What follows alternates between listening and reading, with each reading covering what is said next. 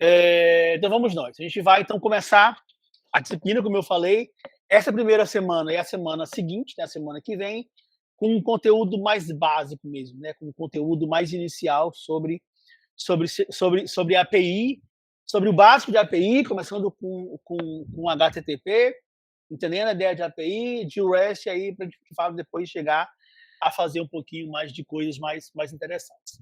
Então vamos nós, né? Eu já começo perguntando o que vocês conhecem de HTTP? Todo mundo conhece HTTP? Conhece o protocolo? Já fizeram alguma coisa? Já programaram alguma coisa para HTTP? Todo mundo tranquilo? Quem não souber nada pode levantar a mão, pode falar, pode, não fiquem envergonhados, não. A ideia é tentar descobrir quem já conhece um pouco mais e quem não conhece muita coisa. Então, como ninguém se manifestou até agora, eu vou assumir que todo mundo conhece o que é o HTTP, né? O protocolo para transferência de hipertexto, digamos assim. Então, tá bom. Então, vou continuar aqui. Já que vocês conhecem HTTP, eu acho que os senhores também conhecem. Gente, eu acho muito estranho eu ver esse negócio. Deixa eu reduzir um pouquinho aqui, ver se fica melhor. Pronto. Né? Um pouquinho menos ainda. Agora ficou legal. Pronto. Eu acho que os senhores conhecem a ideia da pilha de protocolos, né? Eu estou supondo que quem pagou redes já conhece com certeza. Quem não pagou redes, tudo bem, eu até entendo. O protocolo HTTP ele é um protocolo da camada de aplicação. Que camada, professor? Tá? Então, na área de redes, a gente se acostumou a entender o funcionamento dela usando a ideia das pilhas. Né? É como se uma camada ela ofertasse um conteúdo, um serviço para uma camada que está abaixo dela. Então, a camada de cima ela oferta um serviço para a camada de baixo. Né? E aí, essa camada oferta um serviço para a camada de baixo. Para quem já pagou redes, vai ver que isso aqui está montado ou está estruturado da forma inversa. A parte que está em azul aqui é a camada mais embaixo. É a camada onde o teu conteúdo, a tua informação, ela gerou um pacote e esse pacote vai ser traduzido para sinal elétrico, para sinal óptico e vai ser enviado via fibra ótica, cabo coaxial, cabo UTP, né? E assim vai. Via energia elétrica, se for aquela rede baseada em energia, ok. Então, a camada mais embaixo, que no meu caso aqui é a mais em cima, é a camada de estruturação do pacote. Não tem nada a ver com o que a gente quer falar, então não vou nem chegar nisso. Em cima dela tem a camada de rede, é onde fica o nosso bom e velho protocolo IP, né? O Internet Protocol, né? O protocolo da internet, que é o cara responsável pela parte de endereçamento. É como a gente faz para enviar uma informação da minha máquina aqui para o servidor do Google, por exemplo, e vice-versa. É utilizando o endereçamento IP. Em cima da camada de rede tem a camada de transporte, onde o protocolo mais famoso é o protocolo TCP.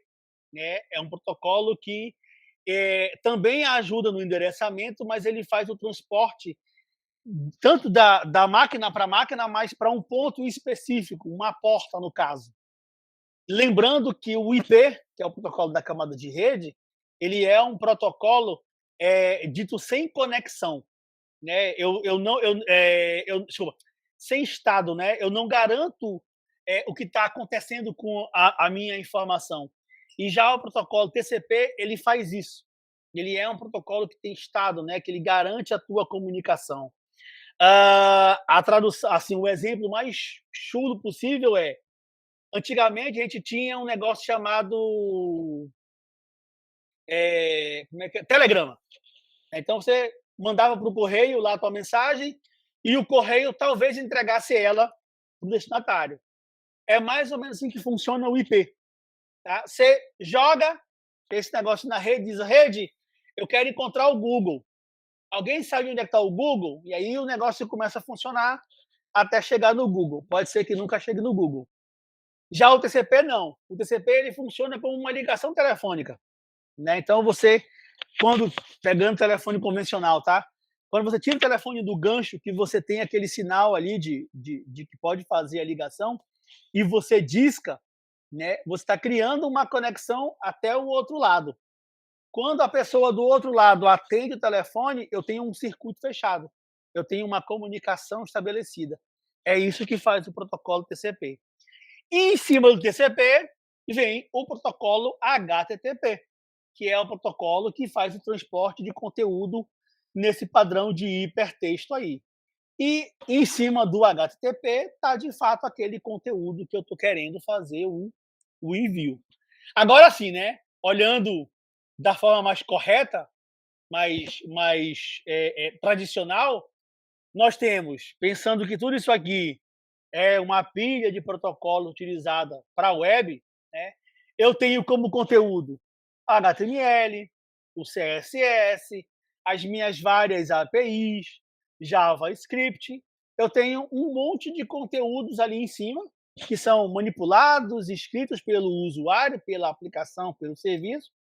Esse conteúdo é passado para o HTTP, então o HTTP ele recebe esse conteúdo, coloca no seu pacote e essa informação ela é enviada para a camada inferior, que é a camada de rede, né? Onde eu posso ter aqui o UDP, né? Que é um outro protocolo de transporte. Eu tenho o DNS, que é o protocolo que resolve nome e endereço, né? E tem o TCP, que é o cara mais usual. Ele pode estar utilizando uma camada de segurança, um TLS, para ter aquele cadeadinho lá no HTTP, né, o HTTPS, e abaixo desses caras todinhos tem o IP. Então eu tenho conteúdo, camada de transporte, camada de rede, camada de aplicação com HTTP, camada de transporte com UDP, com TCP e camada de rede com IP. E eu não estou nem um pouco preocupado com a camada de baixo, com a camada de pacote, com a camada de enlace, né, com os vários nomes que ela tem. Tá? Então, é assim que o negócio vai funcionar. Então, quando você envia uma informação, o seu conteúdo ele é encapsulado, né? No caso aqui no HTTP, encaminhado para a camada de baixo, para ser utilizado o UDP e TCP, e aí esse negócio vai para o IP, desce, vira luz, energia, não sei o que, trafega na rede, até que ele vai chegar no destino do outro lado, que é o cara que vai importar para a gente. De novo, hein? Dúvidas? Podem perguntar, tá bom? Então, o que é o HTTP? O HTTP ele é um protocolo dessa camada de aplicação, né? Ele é, de fato, um protocolo textual, simples, e que ele é utilizado por outras aplicações, né? Porque ele consegue transmitir a informação de forma muito fácil, tá?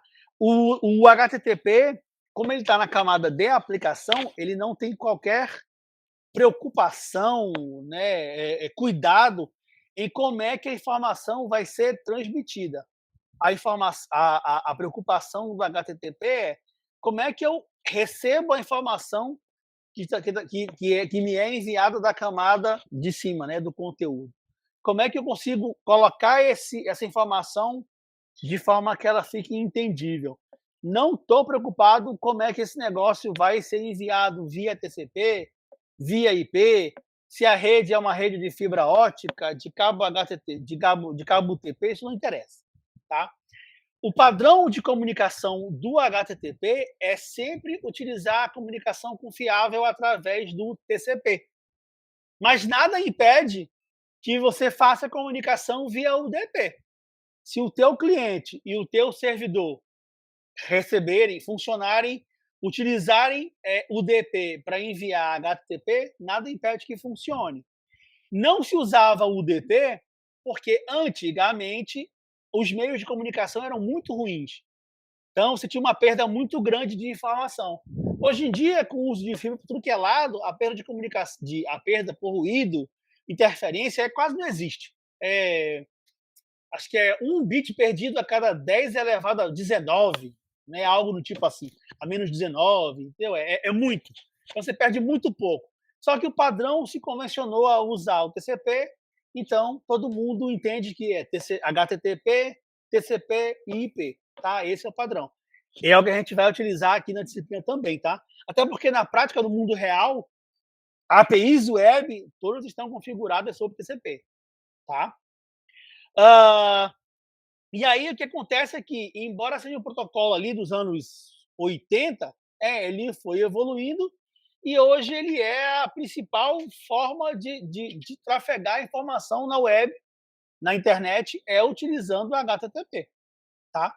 Então, o que a gente vai trabalhar no curso é entender um pouquinho como é que funciona o HTTP e focar na questão de segurança, tá? Esse vai ser, de fato, o nosso foco. Então, vamos nós. Né? O HTTP ele é um protocolo da camada de aplicação, vou falar isso todas as vezes, né? Que funciona com esse modelo cliente-servidor. Então, eu tenho, de um lado, um cliente que faz requisições ao servidor, né?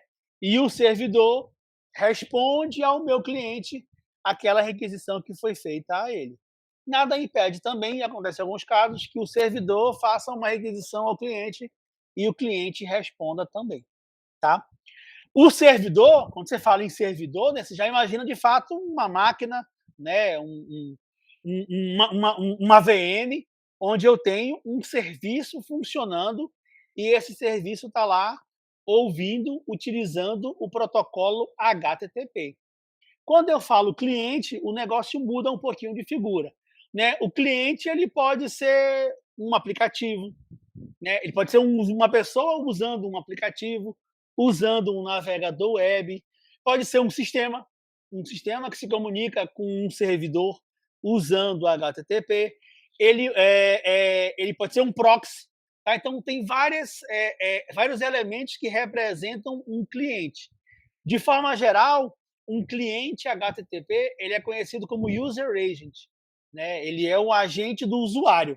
Tá? E ele pode ser qualquer coisa, essas que eu falei aí, cuja função é tentar encontrar um conteúdo, né? Obter um conteúdo, usar um serviço ofertado por um servidor disponível na internet. Quando se pensa em cliente, obviamente o nosso navegador vai ser o cara mais lembrado, né? O nosso navegador aqui agora é o nosso user agent e é o cara que está mais habituado a fazer conexões, né? A solicitar uma requisição HTTP e obter resposta, né? Que é basicamente isso aqui. Eu vou só compartilhar essa minha guia aqui, ó, essa guia do eCampus. Eu vou abrir aqui a página da UFAM. Então, esse meu navegador aqui, esse meu Chrome, ele é um user agent, né, e ele é um cliente onde agora eu quero acessar um serviço, o servidor que está hospedando a página da UFAM, que tem esse endereço de acesso, né, www.ufam.br. Então, na hora que eu faço, o meu cliente enviou uma requisição até o servidor UFAM do BR, né? Eu coloquei o nome UFAM do BR. Atrás disso aconteceu a tradução do endereço, o DNS funcionou para que ele soubesse que o UFAM do BR é na realidade o endereço 200.129.163.5, eu acho que é esse da UFAM, né? E aí eu fiz uma conexão saindo da minha máquina aqui, chegando até o servidor da UFAM, da UFAM que está lá no prédio do CETIC do nosso lado ali. Ei, eu quero o teu conteúdo. E aí ele disse, tá bom, pega o meu conteúdo. Ele mandou o conteúdo de volta para mim, respondeu a minha requisição, né? Respondeu a minha solicitação.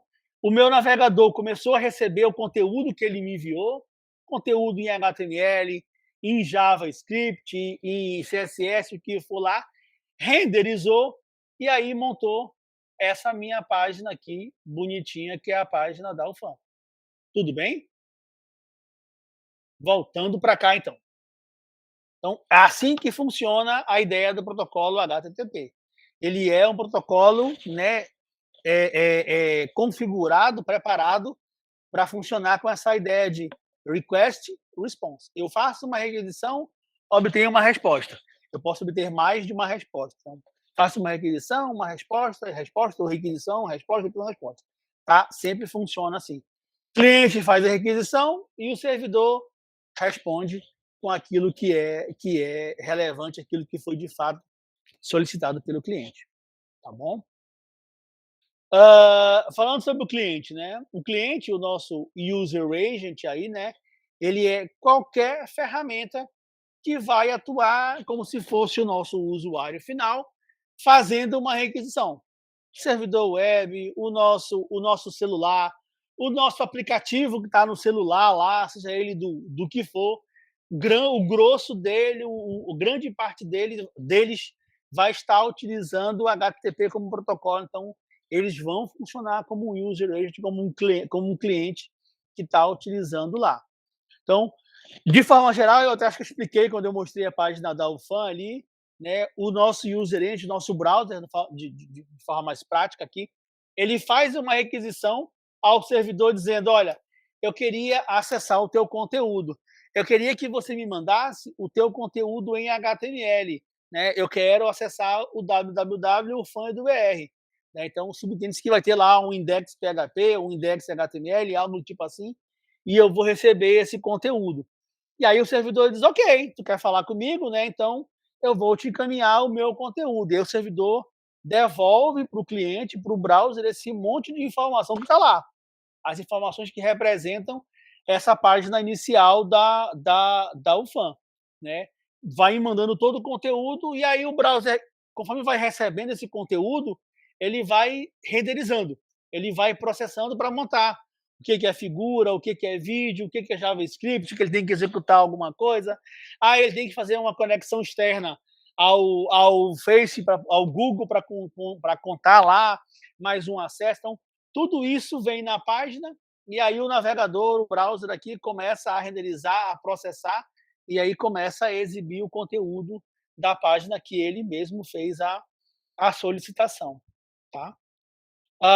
Do outro lado, o servidor, ele literalmente está ouvindo, né? Ele está lá ouvindo, esperando que uma requisição chegue para ele. No caso, uma requisição HTTP. Chegou a requisição, ele responde com aquilo que foi solicitado. Os senhores sabem qual é a porta que se usa no protocolo HTTP? Qual é a porta que um servidor web por padrão usa? Podem falar aí que eu deixo. 80, né? E HTTPS é 443, né? Perfeito.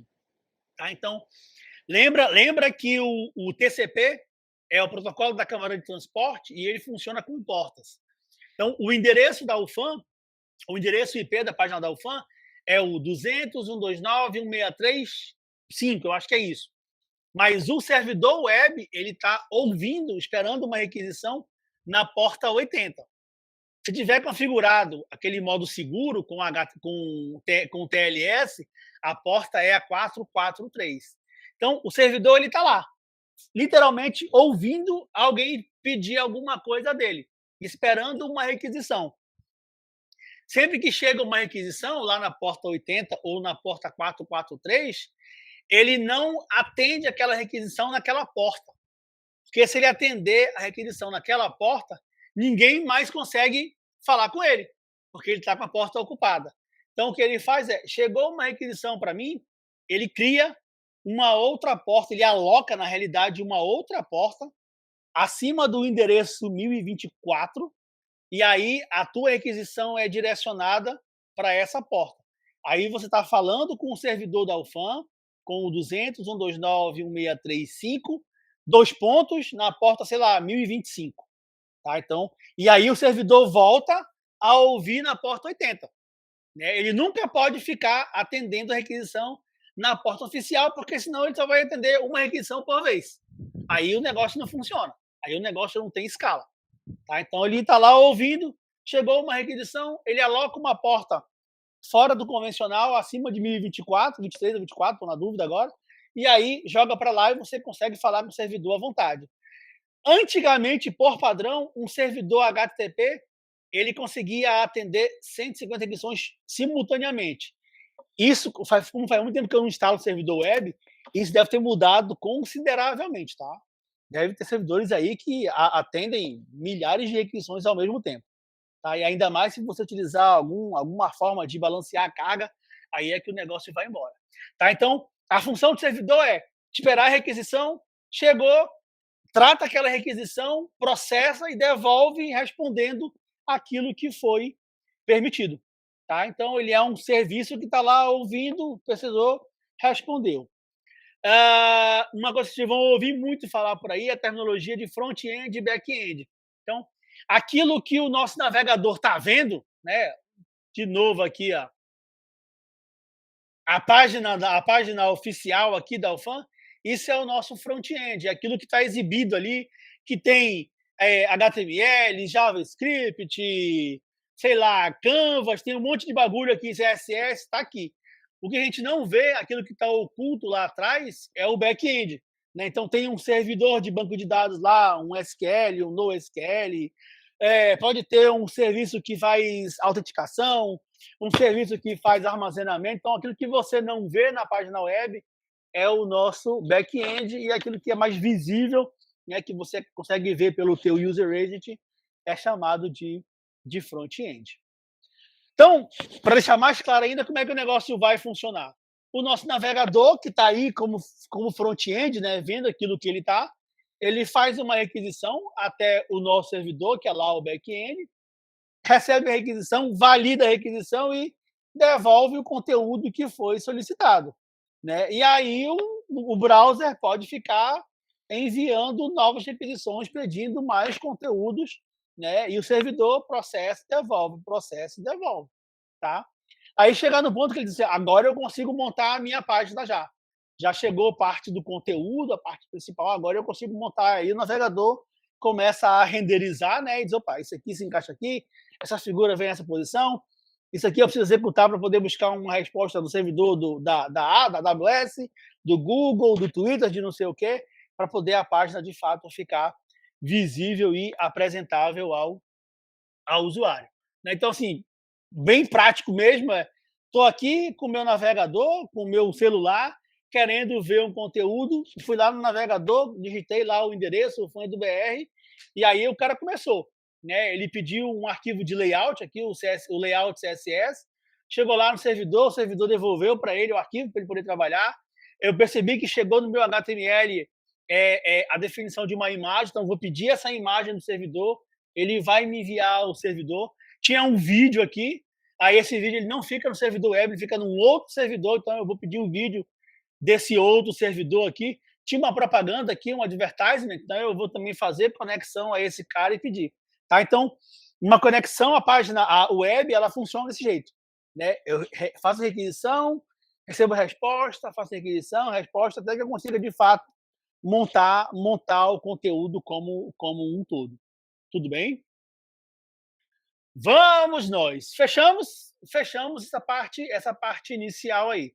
Então, antes de começar a parte do protocolo HTTP, eu quero mostrar para vocês mais uma coisinha aqui. Deixa eu compartilhar. Cadê? Pronto. Esse cara aqui. Não, esse cara aqui é o cara que eu não quero fazer funcionar. Então, deixa. Eu ia mostrar uma coisa para vocês, mas eu acho que eu tenho que usar um outro navegador aqui. Deixa eu só confirmar para ver se eu não vou passar vergonha, né? Dizer que o negócio está instalado aqui, como faz tempo que eu não uso o Firefox, eu realmente não consigo me lembrar se o Firefox está instalado aqui. Ah, está instalado sim, que legal. Pronto. Eu vou apagar esse monte de bagulhos aqui. Eu estou falando sozinho, né? Deixa eu interromper o meu compartilhamento, desculpa, gente. E aí eu vou abrir, eu vou compartilhar a tela inteira de novo para poder mostrar para vocês aqui o meu Firefox e só deixar mais claro, mais ou menos, o que eu apresentei. Cadê? Volte para cá. Eu queria apagar isso aqui. Eu consigo apagar isso aqui? Ok.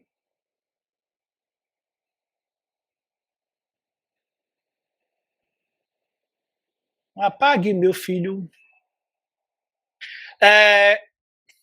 Acho que ele vai demorar a apagar, enquanto é melhor eu falar, então.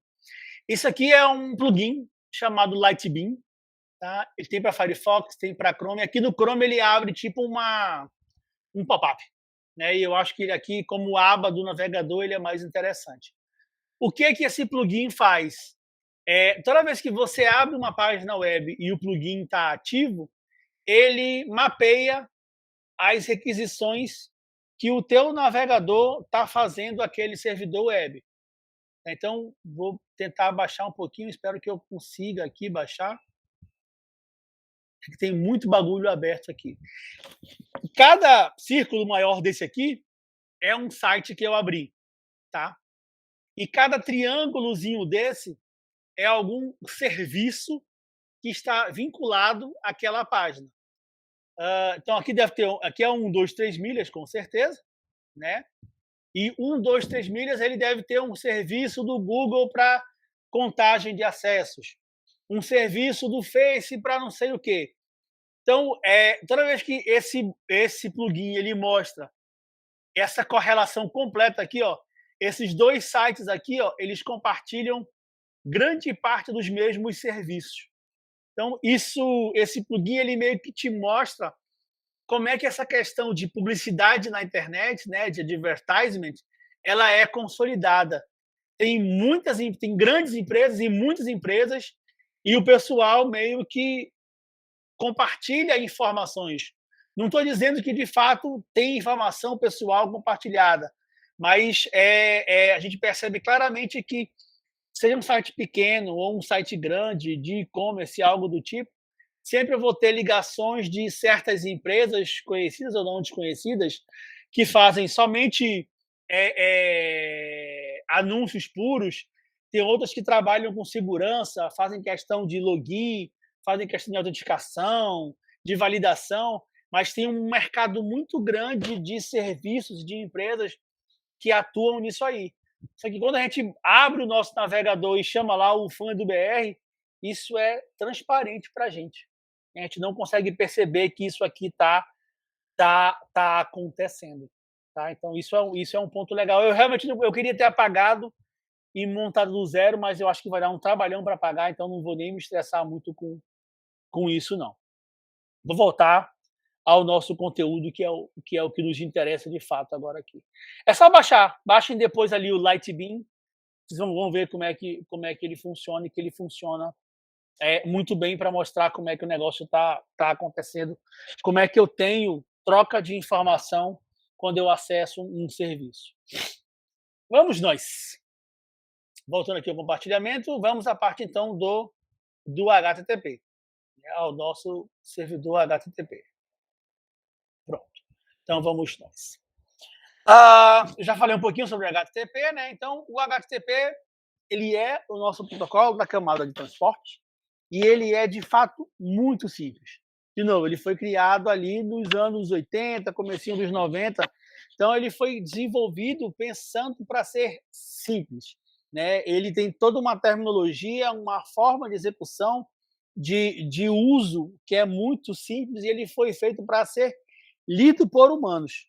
Tá? Então, qualquer mensagem HTTP, seja uma requisição, seja uma resposta, ela tem uma estruturação muito simplória e ela permite que qualquer pessoa consiga ler. Tá? De fato, foi feito para isso, para que um ser humano consiga ler e entender aquilo que está sendo pedido, trafegado e enviado em qualquer requisição. Tá? Não tem nenhum tipo de problema com isso. Ele foi, de fato, projetado para isso.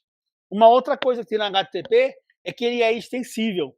Né? Ele foi criado na versão 1.0, depois passou para 1.1, 2.0, tem outras versões aí, mas hoje o padrão é usar a 1.1 e a versão 2.0.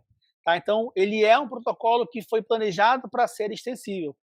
Qualquer aplicação, eu quero criar uma coisa nova, então eu posso criar uma extensão que vai ser adicionada ao cabeçalho do protocolo HTTP para atender o meu serviço específico.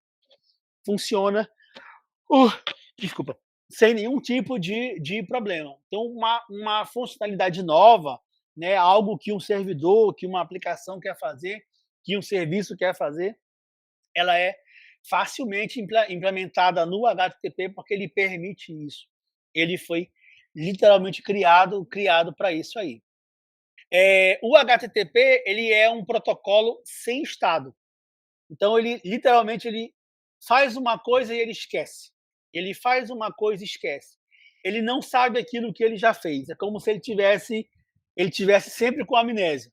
Recebe uma requisição, processou a requisição, gerou a resposta, devolveu, esqueceu que fez aquilo, tá? Então, é assim que de fato funciona o protocolo HTTP, né? Toda requisição é recebida, resolvida, manipulada, processada, devolvida e aí, puf, apagada, né? Então, para se manter o estado de uma conexão, né, para se garantir que algo está acontecendo, né, num login, quando eu quero enviar uma informação e quero garantir que eu saiba quem foi que enviou aquela informação, eu tenho que manter um estado para isso aí. Então, de forma geral, o que se usa muito são os cookies, né, e os tokens também. A gente vai trabalhar com isso, né, durante o decorrer da disciplina.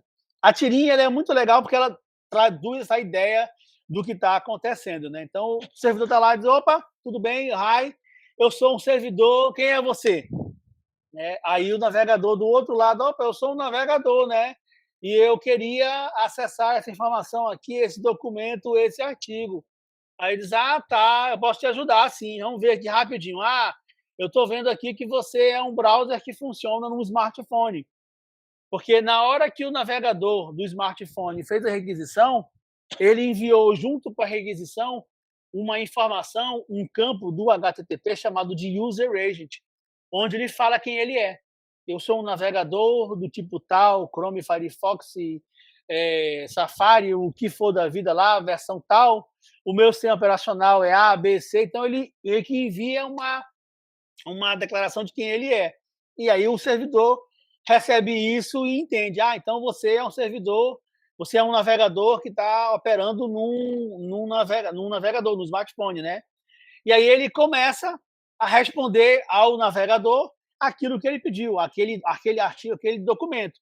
Aí chega num ponto que o navegador diz: opa, ok, eu já recebi tudinho aqui, está aqui o artigo que eu quero, agora eu quero esse artigo aqui. Aí o servidor responde para ele: que artigo? Quem é você? Deu? Ele foi programado, projetado para responder a primeira requisição. Eu quero esse artigo. E aí ele trabalhou para enviar todo o conteúdo relevante àquele artigo. Quando todo aquele conteúdo daquele artigo foi enviado, ele esqueceu. Aí voltei àquela parte inicial. Oi, eu sou um servidor. Quem é você? Então, sempre o negócio funciona assim. O HTTP foi planejado, pensado para trabalhar com essa ideia, com essa visão dele ser um protocolo sem estado. Tá. O HTTP, já que ele não tem estado, cada requisição que ele faz é uma conexão. Né? Vocês vão concordar comigo. Ele não tem estado, então se ele não tem estado, ele não vai deixar uma conexão aberta ad infinito. Recebeu uma requisição, processou, respondeu, fechou, acaba aquele negócio lá. Vou lá na porta 1025 que eu abri, que eu estabeleci e fecho ela.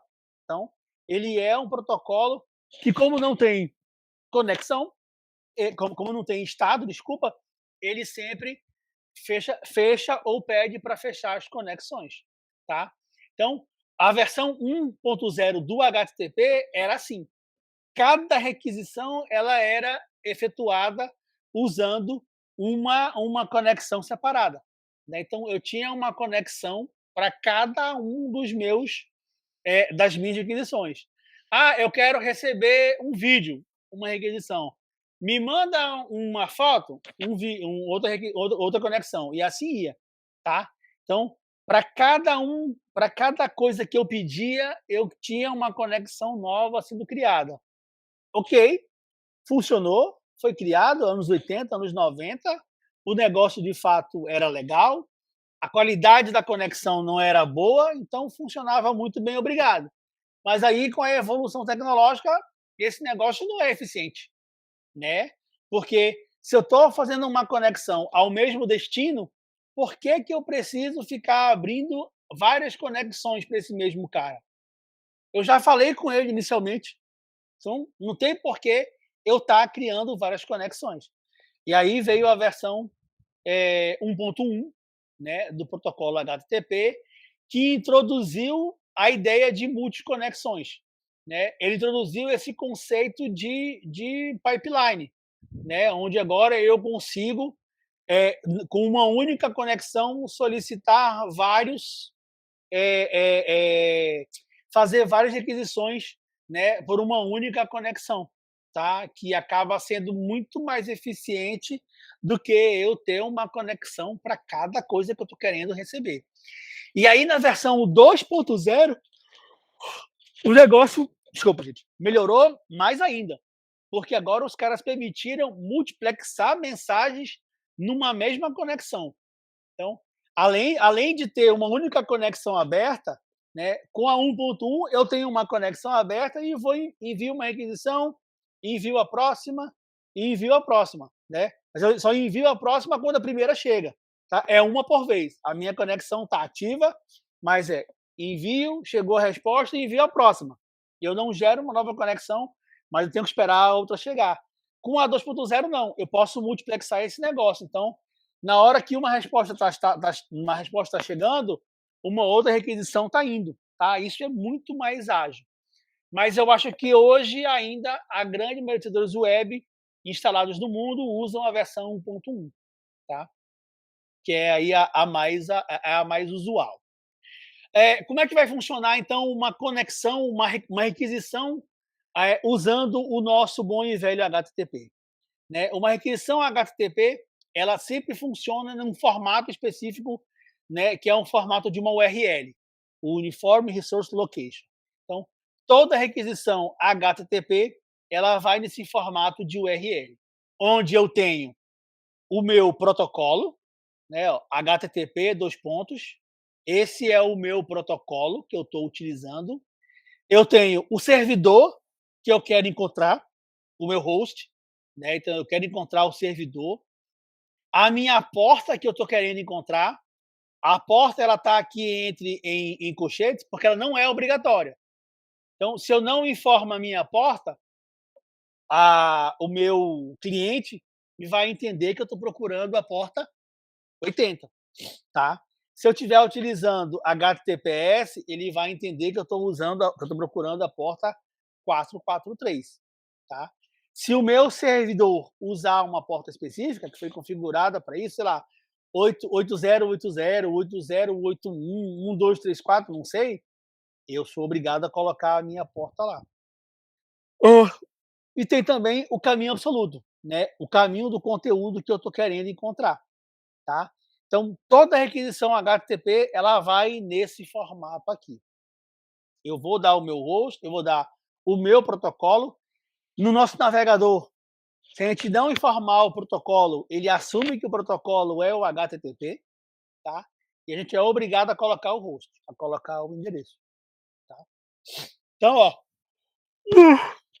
um exemplo aqui, ó, www.gut.edu.cn. O nosso navegador automaticamente vai inserir na frente o HTTP porque é o nosso protocolo, tá? Então, assim, eu só preciso dizer qual é o host que eu quero alcançar, de quem é que eu quero o serviço. Se eu colocar, eu posso colocar também o IP direto, ó, HTTP 192.168.0.116, 2.80 e o index.jcp. Então, aqui eu coloquei o protocolo, eu coloquei o endereço IP do host, eu coloquei a porta, que não é a porta convencional, e também coloquei o meu PF aqui, que é o index que eu estou querendo trabalhar. Então, ó, toda requisição HTTP ela vai ser baseada numa URL, onde eu vou ter o protocolo que eu estou utilizando, HTTP, HTTPS, FTP, file, tem vários protocolos que funcionam. O host, né, o IP, ou o nome do servidor que eu estou querendo alcançar, do serviço que eu quero encontrar, né? Se eu uso IP, é uma conexão mais direta. Se eu uso o nome, eu aciono o DNS para ele traduzir nome para IP. A porta, que não é obrigatória, porta TCP, padrão 80 e 443. Se não for isso, eu coloco a porta que eu quero. E o PF, o caminho que eu estou, de fato, querendo chegar, o serviço que eu estou querendo alcançar. Tá? Além disso, a gente pode colocar após o PF ainda uma query string, né, uma consulta, né, uma string ali que vai me ajudar numa consulta. E essa minha consulta, ela sempre é formada por um par ali atributo valor, né, chave valor. Então eu estou perguntando alguma coisa sobre alguém. Então aqui, ó, www.google.com. Então www.google.com é o meu host. A porta eu não coloquei, eu vou assumir que é 80. O search é o meu path. Então estou procurando um serviço de busca. E aqui eu vou colocar os meus parâmetros que eu quero procurar. Então, que é a minha chave, e o Web Development, que é o meu valor. Então, estou perguntando isso aqui para ele.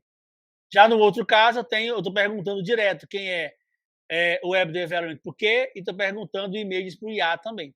Tá? Então, eu consigo ainda adicionar parâmetros adicionais para eu executar alguma operação mais específica. E tem a parte do fragmento, que já vai me direcionar para algo bem. Para algo não, né? Para um ponto bem específico da minha página web, né? Nesse caso aqui, ó, se eu procurar o wikipedia.org/wiki uniforme resource identifier, ele vai mostrar no começo da página, o topo da página. Se eu colocar esse fragmento aqui no final, com o jogo da velha ali, né, definition, hashtag definition, ele vai direto para a parte da página onde tem essa tag com esse nome chamado de definition. Então eu estou adiantando o meu serviço, né? Em vez de eu começar no topo e ir descendo procurando, eu vou direto para a parte que eu estou procurando, que eu estou querendo. E para eu fechar, eu vou parar por aqui hoje. A gente tem a parte da documentação do HTTP. Tá? Então, tem uma página, essa aqui é uma figura da página, só procurar lá, HTTP Documentation. A IETF, né, a Internet Engineering Task Force, eu acho que é isso, que gerencia o HTTP. Então, tem toda a parte do HTTP aqui, ó, versão 1.1, versão 2.0, a 2.0 com o TLS 1.3, e tem várias informações, outras documentações, outras RFCs, né, que é Request for Comments, tipo padrões, digamos assim, sobre como utilizar o HTTP, tá bom? Então, eu vou encerrar por aqui para não deixar o negócio muito chato. Na quarta-feira a gente continua com esse conteúdo e eu já mostro para vocês uma parte um pouquinho mais prática ali da ideia de como é que a gente vai manipular requisições e respostas do HTTP. Tudo bem? Dúvidas aí, senhores?